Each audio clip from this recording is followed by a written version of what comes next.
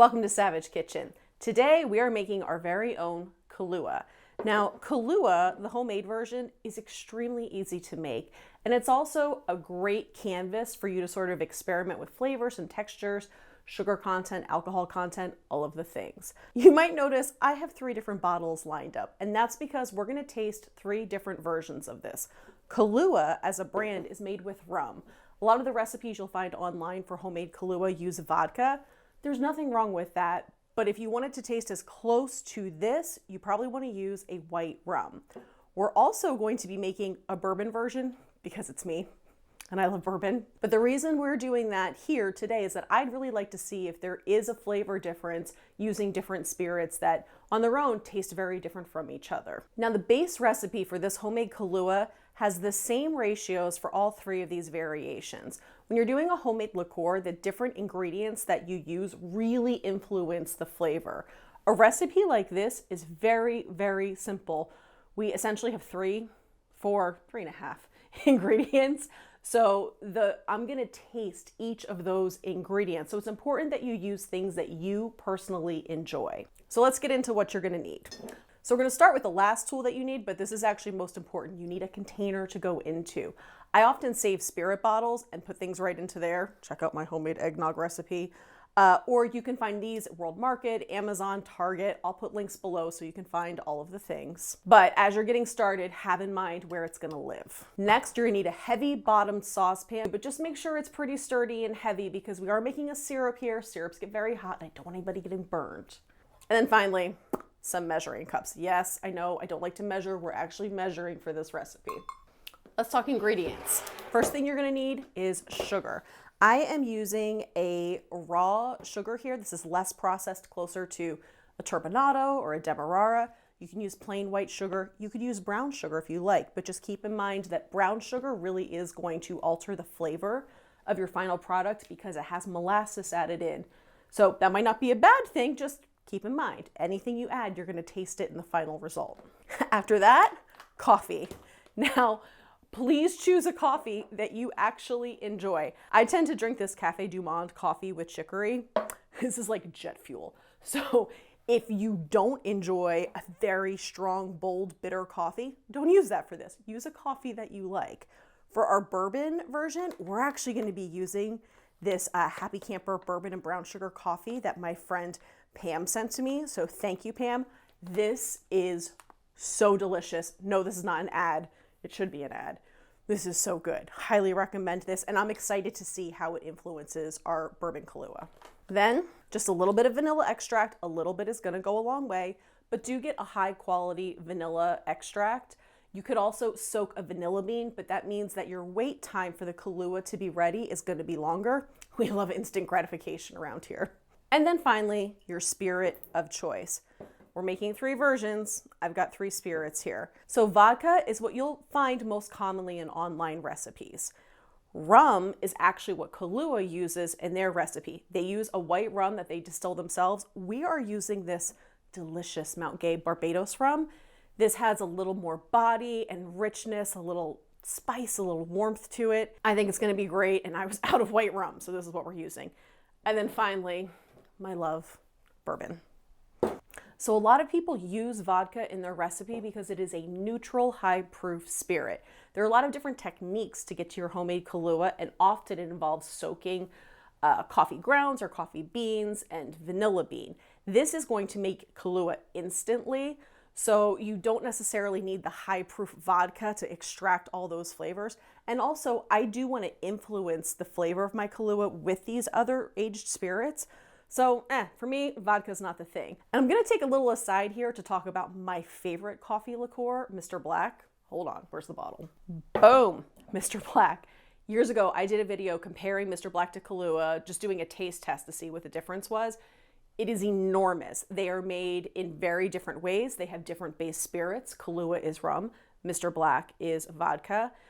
And this is less sweet than Kahlua and is just a more bold coffee flavor. It is rich, it is delicious. I am a huge fan. So if you're not gonna make your own coffee liqueur, highly recommend. It is very different than Kahlua though, so don't go into this expecting that you're gonna taste something as sweet and as sort of syrupy as Kahlua. But do yourself a favor, get the Mr. Black. Okay, back to my rant on spirits. I love all things bourbon, which is why I would like to try a bourbon coffee liqueur in the style of Kahlua.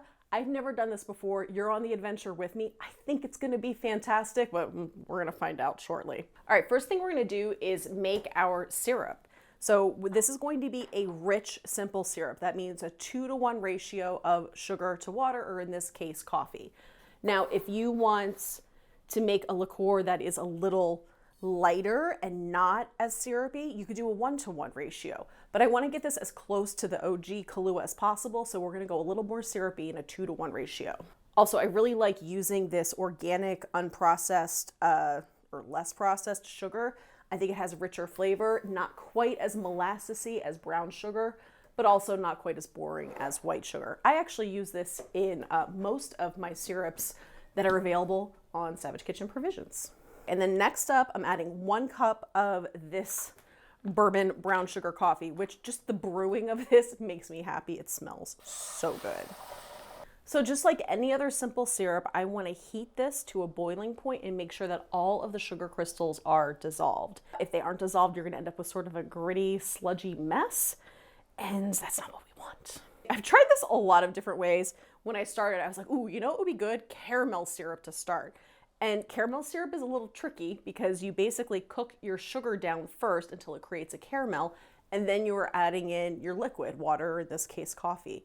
The trick with doing that, though, is that you have to make sure that the liquid that you are introducing to your caramel, to your cooked sugar, is hotter than the cooked sugar. Otherwise, you are going to have quite the explosive mess. I've done it more than once. Still worth it, though, I have to say. Like, it doesn't taste bad. You just end up with these, like, rock crystals that you need to filter out. So if you do that, don't panic. Just filter out the hardened crystals that form, and then you can still reserve the syrup. So you want to get this right to that boiling point, and then you want to turn the heat off real fast because this will boil over and be an absolute mess. And again, done that more than once. Don't recommend. Okay, this is perfectly incorporated. Now we're going to let this chill out and cool down for a little bit because I don't want the hot syrup to actually evaporate off all the alcohol that we're going to add to this. Okay, we've let this cool down enough. I stuck it in the freezer for about 20 minutes. It's still a little bit warm, but cool enough to handle, certainly cool enough to mix. And let's be real, I'm impatient and would like to drink this right away. So into our container, we are going to pour our simple syrup. So that was 2 cups of sugar to 1 cup of coffee and yielded 2 cups of simple syrup. We're gonna take 2 cups of bourbon. I need to go get more. Oh, well, I mean, come on now. That's how we measure around here. So right away, we can tell this one has a little bit more spirit in it because, like, I wasn't going to leave that last sip in the bottle. Come on now, I'm not a monster. We're going to do 1 tablespoon of pure vanilla extract. All right, we are going to seal this and give it a really good shake. All right, time for a taste test. We have our 3 different versions of Kahlua and the original bottle. So as you can see, the ratios that we used, which was 2 cups of sugar, 1 cup of coffee, and then 2 cups of whatever your base spirit is, leaves you with about a 750 ml bottle of Kahlua. These bottles, I believe, are actually 800 milliliter. And you can tell on the bourbon one, I went a little heavy on the bourbon because I can. But knowing that that is the ratio you are going to use, you can make a smaller batch, you can use a larger batch. Just keep that ratio relatively the same if these are the results that you want. All right, so let's get into our taste test. Ooh, the viscosity is about the same as original Kahlua. It might be slightly thinner. I personally just can't stand to add more sugar to this. However, you can add more sugar to it and get a thicker mouthfeel. There are some recipes out there that use corn syrup to thicken.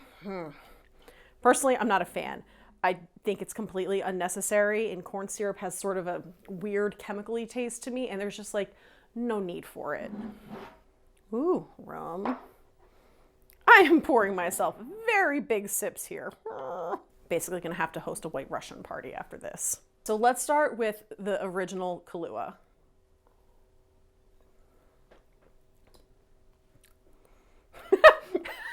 So, I'm sorry for the face, I shouldn't do that. I don't love Kahlua, quite honestly.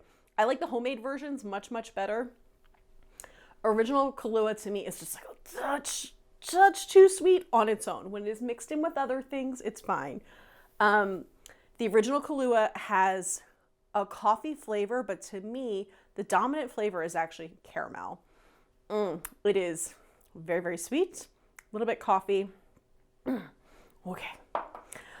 Let's go to, oh God, I'm gonna have to try Ozempic after this. Okay, let's try our vodka-based homemade Kahlua. That is delicious. It's lighter than this, much better to drink on its own. It is really, really good. It is more coffee flavored, and I think that is because vodka is a neutral spirit. And we used very strong black coffee in this. Again, we used the Café du Monde coffee with chicory. So for this one, all things the same as this, except for the base spirit. For this one, we used a Barbados rum. Oh, and that already smells really good. Oh, it's delicious. And you do taste a significant difference between the vodka and the rum. And again, going back to those ratios, we have a 2 to 1 to 2 sugar coffee spirit ratio. So you're really going to taste those ingredients. So if you want something that is mostly coffee flavored, use vodka. If you want something with a little bit more depth and a little bit more complexity, I would try white rum as Kahlua does. The Barbados rum, it's a golden rum. Where is it? This is what I used. This was excellent. I also think you could play with spiced rums that typically have a lower ABV if you want a little bit less alcohol content. Yeah, that's really, really, really good. Also, Costco, the Kirkland spiced rum is like a giant thing. It's really affordable and delicious, and I think that would be fantastic in this. But let's get to the one that I am most excited about. Bourbon. Oh, it smells like joy. Oh, that is so good.